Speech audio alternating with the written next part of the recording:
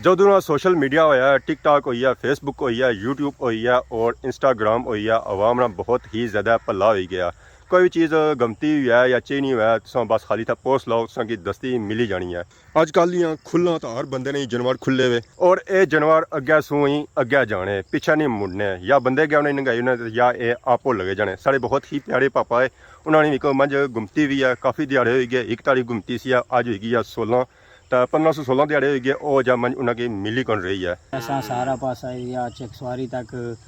रेपर तक सारा area check किया डडियाल तक गए हुए हैं तो छतरो भी तकिया हुआ इधर अंकरा पासा भी गए हुए सारे डेम शेम तके हुए को नहीं लभनी भी मंझ छोटी है झूठी है 5-6 महीने नहीं सुना रही है। उसने गले च कोई चैन शन पिया हुआ ना कुछ भी नहीं है गले शले च खाली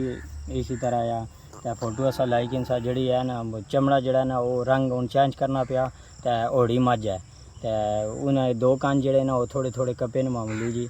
तो बाकी जड़ा ना कोई रस्सी सशी कुछ भी नहीं है ना वाले। जैसा कि सो वीडियो तक की सी है भापे होनी मंझ कैसी है अगर किसी बंदे की मिलनी है और लाजमी तो इस नंबर पर बया 0349 840 1574 नंबर है 0349 840 1574। तो बाकी सो इस वीडियो की ज़्यादा से ज़्यादा शेयर करना ताकि पूरे इलाके एरिए ये वीडियो फैली जाए और भापे तक उन्होंने मंझ पहुँची जाए तो उन्होंने पता लगा वाकई सोशल मीडिया ने बहुत ही फ़ायदे है जी बहुत ही फ़ायदे अगर सो उसी की सही तरीके इस्तेमाल करो तो।